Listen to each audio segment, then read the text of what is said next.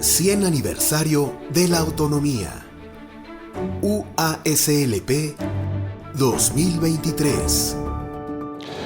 El desafío que representa la formación de estudiantes universitarios conlleva reflexionar sobre cuáles son aquellas capacidades y habilidades idóneas para el desarrollo de una docencia universitaria, consistente con el tipo de profesionales y ciudadanos que demanda y precisa la sociedad para este siglo XXI. Día con día trabajamos de la mano con las entidades académicas de nuestra universidad para el fortalecimiento y aseguramiento de la calidad de nuestros programas y de nuestros procesos educativos. Afrontando los retos de una manera firme y decidida, se logrará consolidar a la universidad como una auténtica industria del conocimiento. Bienvenidos a Siempre Autónoma. Siempre Autónoma. Imágenes, miradas, visiones. Diversas voces compartiendo su experiencia, su forma de ser y hacer. Con la complicidad de las plataformas digitales se amplía la mirada universitaria a las nuevas generaciones. Siempre Autónoma. Imágenes, miradas, visiones. Una producción de radio y televisión. Universidad Autónoma de San Luis Potosí. Luz María Nieto Carabeo, 43 años de docencia a nivel licenciatura, posgrado y educación continua. Fundadora y coordinadora de la Agenda Ambiental de la Universidad Autónoma de San Luis Potosí. Entre julio de 1998 y junio de 2004. Fue secretaria académica de la Universidad Autónoma de San Luis Potosí entre junio de 2004 y abril de 2017. Responsable del proceso de construcción participativa y formulación del modelo educativo de la universidad. 73 publicaciones especializadas de circulación local, nacional e internacional. Ha impartido alrededor de 420 conferencias, ponencias y talleres en temas de evaluación educativa, diseño curricular, sustentabilidad en el currículum y educación ambiental. Actualmente es asesora de instituciones como la SEP, ANUYES, Universidad Autónoma de San Luis Potosí, CASEI y CIES.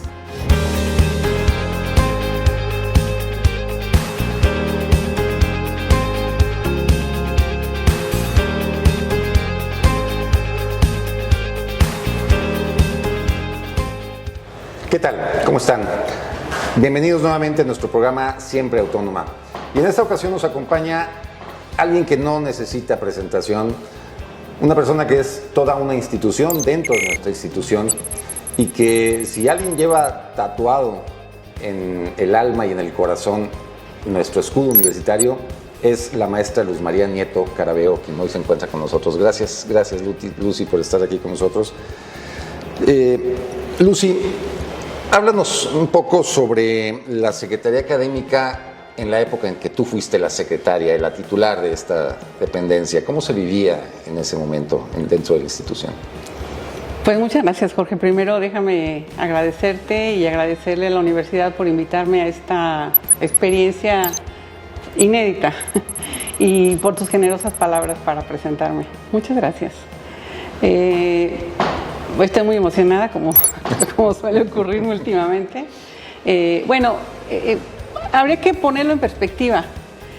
Acuérdate que cuando yo entré en secretaria académica fue en junio del 2004. Antes que yo, ya había todo un trabajo previo que se había hecho a raíz de que en 1984 se aprobó el reglamento de personal académico. Es lo que hace que en la universidad surja el espacio de secretaria académica. No creas que voy a hablar de décadas, no te preocupes. La cosa es que a raíz de la aprobación del reglamento, el primer secretario académico fue el doctor Agustín Ramírez García. Él duró un tiempo y luego entró el doctor Pedro Medellín Milán en noviembre de 1987. Pedro estuvo hasta marzo de 1993 y ese periodo podríamos decir que es el periodo fundacional de la Secretaría Académica, ¿no? Mientras era rector el licenciado Alfonso Lastras, que ese periodo del rector Lastras y de Pedro en la Secretaría Académica sentó todas las bases de lo que es hoy la estructura de la Secretaría Académica, incluso contigo, y de mucho de lo que hoy vemos en la universidad en cuanto a la cultura de trabajo colegiado, en cuanto a la estructura de planeación, de trabajo académico, de trabajo con los programas educativos, con las licenciaturas, la cultura de trabajo entre el personal académico, los profesores, etcétera, de colaboración entre investigadores. Todo eso que vemos hoy de atención a los estudiantes se construyó en sus bases desde aquel momento. Luego entró el doctor Luis del Castillo Mora, que extrañamos tanto hoy en día, ¿no? Que bueno, nos entristece mucho, ¿no? Claro. Su partida. Y el doctor Luis del Castillo avanzó mucho en cuanto a la consolidación de servicios académicos en la universidad. Tú recordarás que gracias a él se concibió el proyecto de los centros de información, que hoy tan orgullosos nos Claro. hace sentir a los universitarios. Claro, claro. El proyecto tan innovador del Departamento Universitario de Inglés. Gracias a él se hicieron los primeros esfuerzos de educación a distancia en la universidad. Bueno, podría ser una larga lista de las cosas que el doctor del Castillo hizo.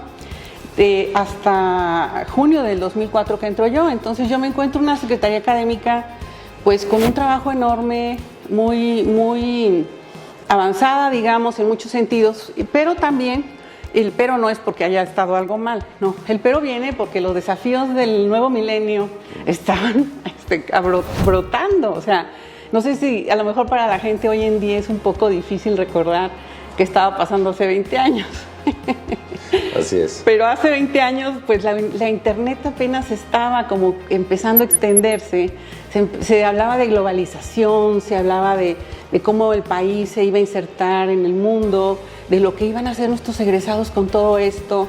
México estaba empezando a cambiar muchísimo y la sociedad estaba demandando cosas nuevas, ¿no? A nivel nacional, las políticas hacia la educación superior se transformaron radicalmente. El gobierno federal había cambiado por completo su forma de administración. Había nacido lo que se conoció como presupuesto por programas. Las leyes de fiscalización estaban naciendo. Todo este asunto de las auditorías, la transparencia, la rendición de cuentas estaba empezando a brotar de una manera como si fuera una cascada, ¿no? Entonces la Secretaría Académica tenía que adaptarse a todos esos nuevos desafíos y así fue como yo me la encontré, ¿no? La Secretaría Académica, su función primordial es precisamente esto que comentas, garantizar la calidad de nuestros programas educativos en la universidad, de sus procesos educativos. ¿Cómo ha impactado esta función en el desarrollo de nuestra universidad? Bueno, justamente una de las cosas que me encargó el licenciado Mario García Valdés cuando me dio la encomienda, cuando confió en mí, fue que trabajáramos en 4 vertientes, ¿no? El primero, el personal académico, que es como la base de todo este proceso, ¿no? Y de ahí nacen 2 direcciones de la Secretaría Académica, la de ingreso y promoción y la de formación de profesores. Luego, los programas educativos, que es donde está la Dirección de Innovación Educativa, la planeación y la evaluación de la calidad y la excelencia de los programas educativos, y bueno, por eso hay una dirección de evaluación y prospectiva, y ahora de planeación, y todo el tema del modelo educativo, los programas, el diseño curricular, la innovación en la enseñanza y en el aprendizaje, y ahí es donde entra la Dirección de Innovación Educativa, ¿no? Entonces, todo eso se fue consolidando a lo largo de los años y se lanza toda una estrategia de consolidar la calidad. Pero fíjate, cuando arrancamos había 46 licenciaturas. Cuando terminamos, o cuando yo salí en el 2017 había 100. Cuando yo entré no teníamos el 100% de programas reconocidos por su calidad, ¿no? Cuando el licenciado Mario García Valdés se plantea el desafío del crecimiento, cuando nosotros entramos, digo nosotros, es todo el equipo, no quiero que parezca así como que voy acá. Claro, claro. ¿Se entiende, no? Sí, así es. Entonces, eran 18,000 estudiantes en la universidad. Cuando yo salí eran 28,000 de licenciatura, ¿no? ¿Cómo es en esos 13 años 10,000 estudiantes más adicionales a los originales? Fue un esfuerzo tremendo, pero lo más interesante, y no creas que estoy evadiendo tu pregunta, es que se logró sin perder la calidad. Fíjate, porque mientras íbamos creciendo, fuimos manteniendo el reconocimiento de calidad de los programas. De hecho, no se abrió una carrera nueva hasta que no logramos primero el 100%. Y eso se logró en el 2006. Y hasta entonces se lanzó la estrategia de ampliación y diversificación de la oferta educativa que arranca en 2007. ¿Sí? Entonces, hasta que no teníamos el 100%, arranca el crecimiento, pero crecimiento bajo el imperativo de no perder en ningún momento de ese crecimiento la calidad. Yo sé que para algunos la calidad puede ser muy abstracta, ¿no? Pero significa básicamente que tenemos una buena base para construir esa calidad, que hay buenos profesores, buena infraestructura, buenos planes de estudio, que estamos trabajando para mejorar los métodos de enseñanza, que además tenemos servicios para los estudiantes, que los estudiantes tienen oportunidades muy diversas de muchas cosas, deportes, tutorías, movilidad, tú sabes, todo este enorme paquete de servicios que la universidad ofrece a la universidad, y además que tenemos sistemas de aseguramiento, de evaluación, de seguimiento, para que todos estemos checando que las cosas están funcionando y que están mejorando cada vez más. Cualquiera, en cualquier empresa, en cualquier gobierno, en cualquier sector, en cualquier organización de la sociedad civil sabe que ese último estirón para llegar a la excelencia es el que más trabajo cuesta. Claro, por supuesto. Es un gran reto, definitivamente, el crecimiento, pero sin perder la calidad, como tú bien lo mencionas. Vamos a un pequeño corte. Estamos dialogando con la maestra Luz María Nieto Carabeo, ex secretaria académica de nuestra universidad. Regresamos.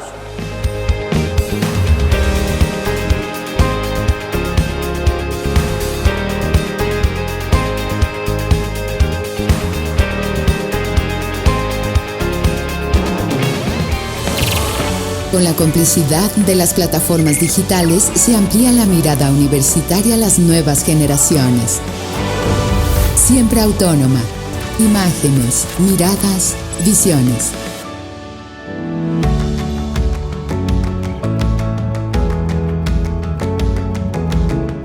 Continuamos con nuestro programa Siempre Autónoma y en esta ocasión charlando muy amenamente con la maestra Luz María Nieto Carabeo, exsecretaria académica de la universidad.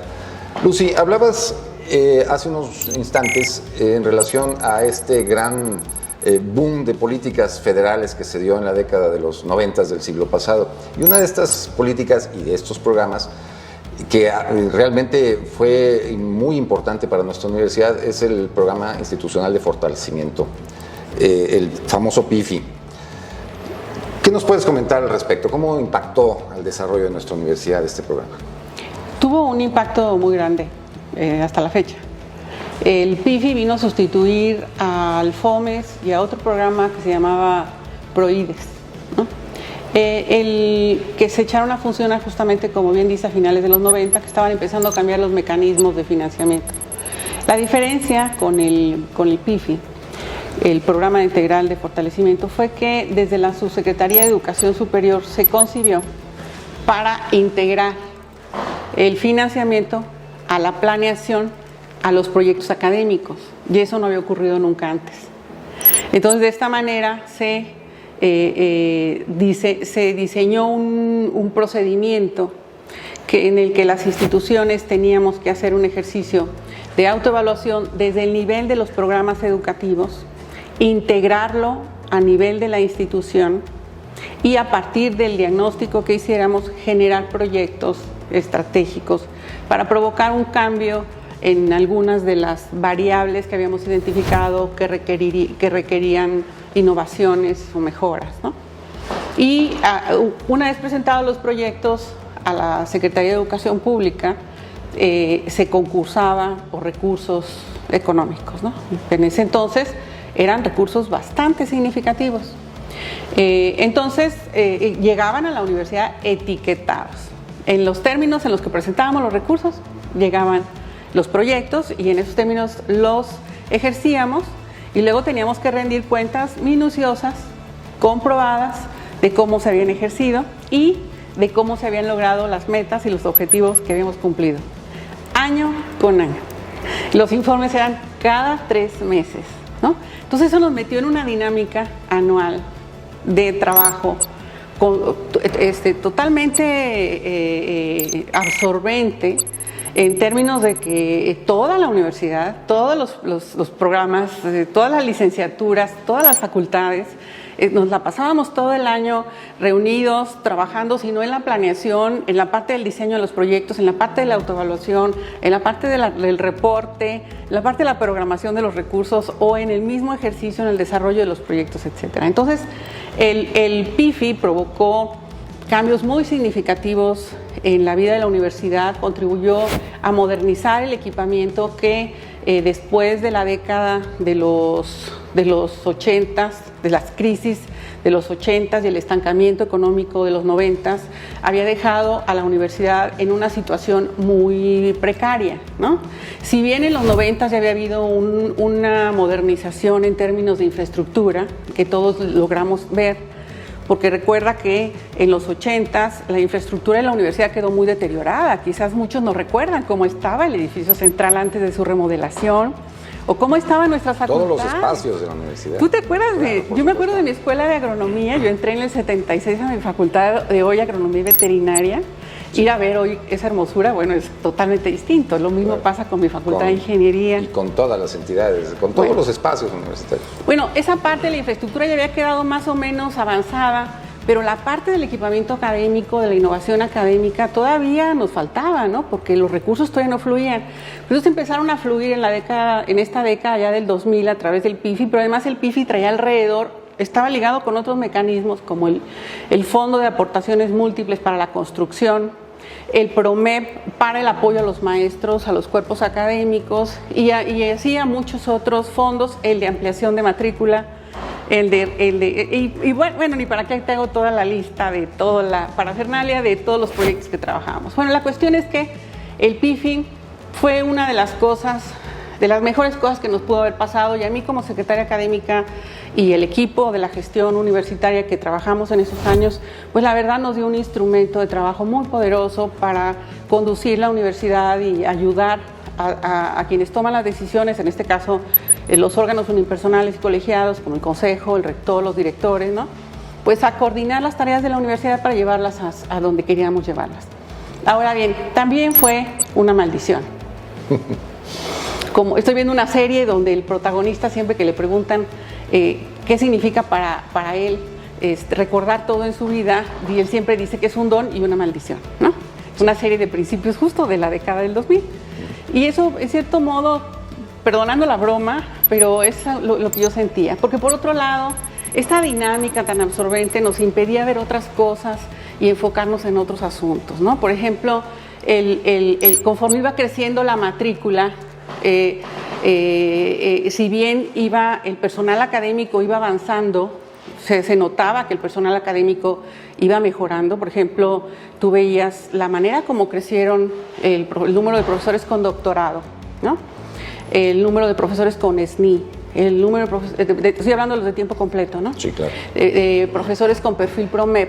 Nosotros pasamos, cuando yo llegué a Secretaría Académica había 640 profesores de tiempo completo en la universidad.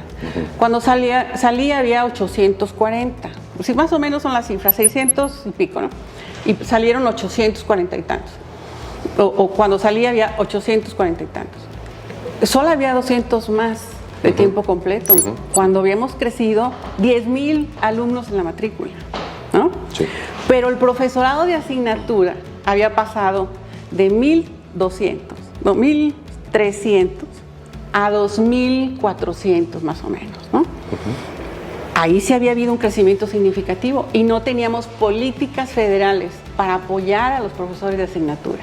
Entonces, mientras los profesores de tiempo completo estaban alcanzando cada vez mejores logros, no teníamos instrumentos para trabajar con los profesores de asignatura. Así es. Entonces, eso generó algo que tú debes estar viviendo como secretario académico, uno de tus desafíos, yo supongo, sí. Perdonando la... Sí, sí, sí. Es cómo resolver esa problemática que aún venimos acarreando en la universidad y que desde mi perspectiva pues tiene que ser una de las prioridades para inmediatas para ir resolviendo en los futuros años, ¿no? Bueno, entonces, pero ciertamente el PIFI nos permitió avanzar en muchos terrenos, ¿no?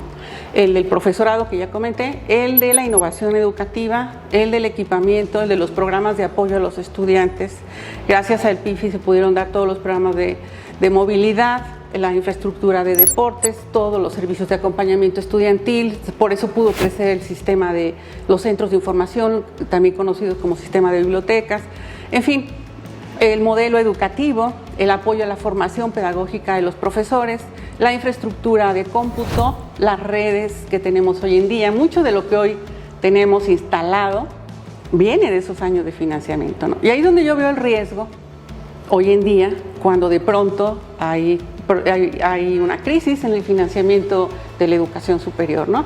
A veces en mis momentos más podríamos decir pesimistas, que no son muchos, pero sí hay, me pregunto si no estaremos en riesgo de que vuelva a ocurrir lo que pasó en los 70s, ¿no? Porque en los 70s es lo malo de tener tantos años ya, y es que uno ya recuerda demasiadas cosas.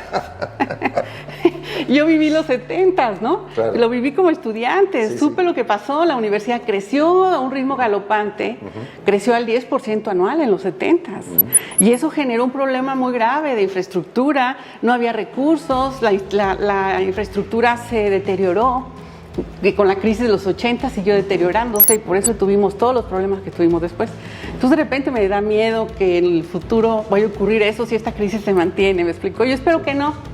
Espero que nuestro país, nuestra universidad, nuestro estado y que el mundo, que también está en crisis, esta multicrisis global que parece que no nos abandona jamás, espero que encontremos pronto una visión más sostenible. Aquí no puedo dejar de echarme mi comercial sobre el futuro sostenible, claro, ¿no? Más justo, más equitativo, claro, y que permita que la educación superior responda a las necesidades que tenemos, que tiene la sociedad. Pues seamos optimistas al respecto. Déjame hacer un corte, por favor. Estamos dialogando con la maestra Luz María Nieto Carabeo, exsecretaria académica de nuestra universidad.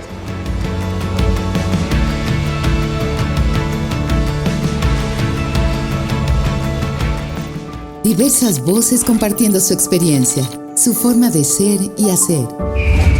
Siempre autónoma. Imágenes, miradas, visiones.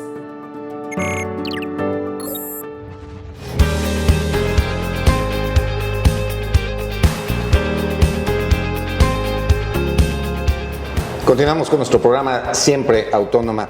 Lucy, ¿cómo ves tú el papel de nuestra universidad, de la Universidad Autónoma de San Luis Potosí, en el concierto de las instituciones de educación superior nacionales en cuanto al desarrollo de las políticas públicas, lineamientos en materia académica, en materia educativa?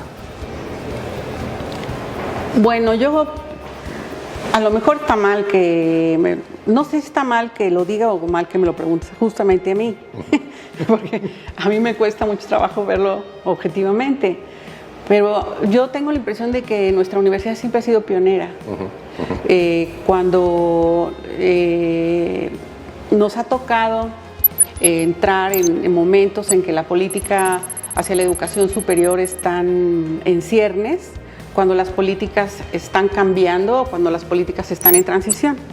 Por ejemplo, esto que comenté de la década del 2000, cuando arranca el año 2000 con las nuevas formas de financiamiento, cuando las primeras normas sobre fiscalización de la educación superior se ponen a funcionar en México. No sé si mucha gente lo sepa, pero la nuestra, la UASLP, fue la primera universidad que fue auditada por la Auditoría Superior de la Federación. Sí. Y eso fue todo un experimento para todos en México, para la NUYES, para la misma Auditoría Superior, para nosotros mismos que recibíamos la auditoría. Sí. Entonces, todos aprendimos en el proceso. Claro que fue un aprendizaje muy, muy valioso. Entonces, nosotros fuimos de las primeras universidades que presentamos un PIFI completo. Fuimos de la primera universidad que recibió el premio al fortalecimiento institucional en el año 2005. Sí, claro, claro. Sí, fuimos la primera universidad que recibió un premio al mérito ecológico. Sí, como que a muchas personas se les olvida que hemos sido las primeras en muchas cosas. Sí. Y ese espíritu pionero, ese espíritu que nos anima a experimentar en experimentar en el buen sentido, porque la innovación siempre tiene un componente de experimentación, siempre hay un componente de riesgo, ¿no? Entonces, significa que estamos dispuestos y dispuestas a escuchar las nuevas ideas que hay en el contexto, no solo de las políticas federales, sino de la sociedad, del mundo, y ver de qué manera influyen en nuestro quehacer y cómo las podemos materializar en nuestros proyectos docentes de investigación o de difusión de la cultura o de vinculación con la sociedad, ¿no?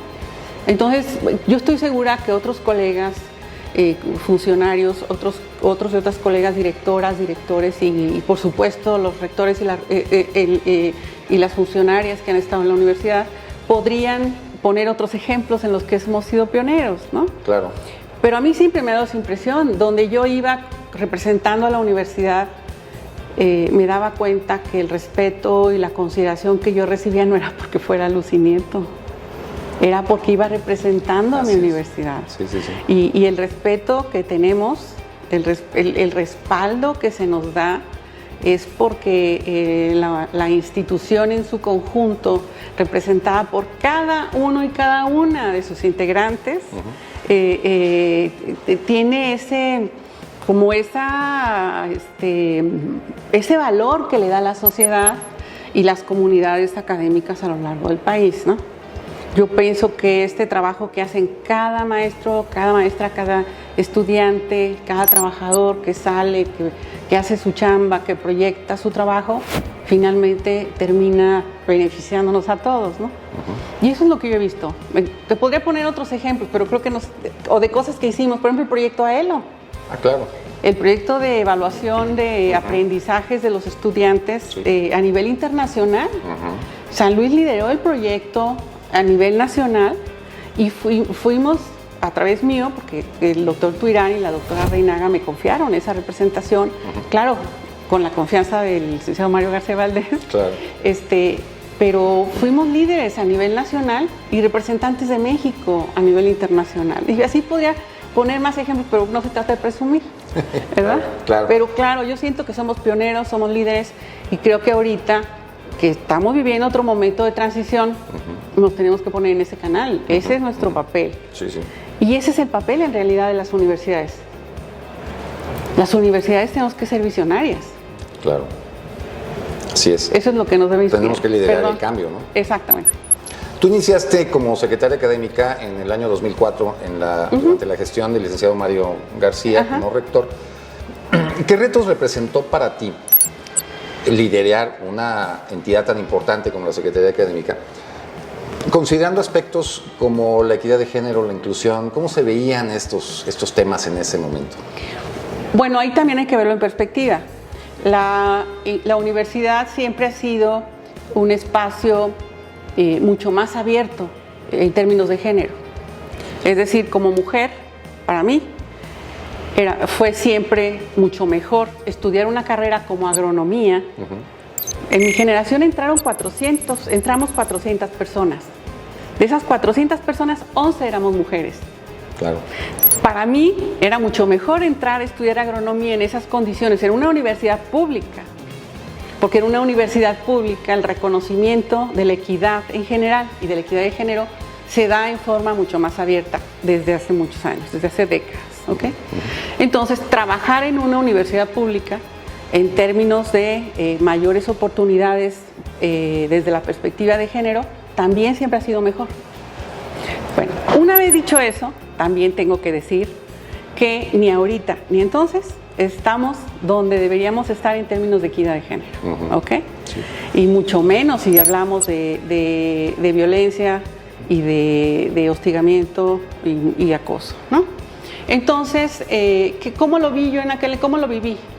A mí me tocó vivirlo en la Secretaría Académica de una forma muy peculiar porque te lo podría decir, bueno, desde el punto de vista personal, pues claro que me tocaba ver cosas, ¿no? Claro. Y sentir cosas. Sí. Claro. Siempre, a lo largo de toda mi trayectoria laboral me ha tocado, pues de repente tener que lidiar con compañeros que a los que no les gusta que una mujer les diga algo, por supuesto que sufrí todo esto que se platica hoy en día de el compañero que repite lo que dije cuando yo ya supe, etcétera, todo lo que ustedes ya saben. Pero la cosa más grave más bien es que no había en mi época los mecanismos que existen hoy en día. ¿Okay? No existía el protocolo que hoy existe, no existía la defensoría que hoy existe. La universidad no había avanzado como ha avanzado hoy en día, aunque se trataba de hacer conciencia de las problemáticas que genera el patriarcado, toda esta cultura patriarcal en las organizaciones, ¿no?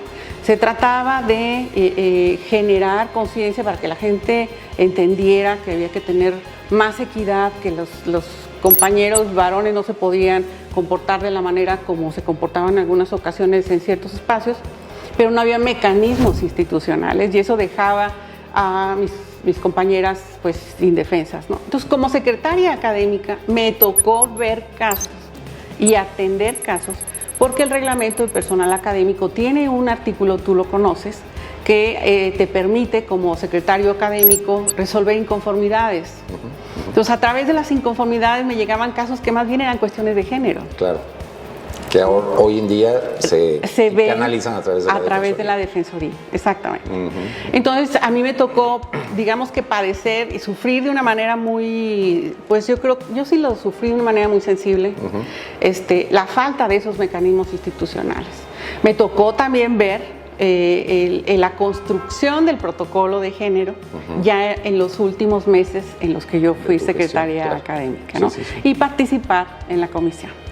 Pero ya no me tocó verlo cristalizado, ni mucho menos verlo ya en la forma que está hoy, que hoy en día ya tiene mecanismos mucho más poderosos para la toma de decisiones, ¿no? Entonces yo espero que la institución avance con pasos firmes y veloces para que esa justicia que las mujeres merecemos desde hace décadas se haga valer muy pronto. Lucy, ha sido una delicia verdaderamente platicar contigo como siempre. Podríamos estarnos aquí el resto del día hablando de estas y otras cuestiones, pero desafortunadamente el tiempo se nos ha terminado. Muchas gracias a todos ustedes por su atención y los esperamos en el siguiente programa. Muchas gracias.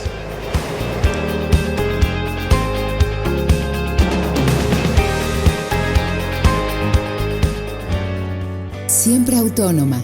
Imágenes, miradas, visiones. Diversas voces compartiendo su experiencia, su forma de ser y hacer. Con la complicidad de las plataformas digitales se amplía la mirada universitaria a las nuevas generaciones. Siempre autónoma. Imágenes, miradas, visiones. Una producción de radio y televisión. Universidad Autónoma de San Luis Potosí. 100 aniversario de la autonomía. UASLP 2023.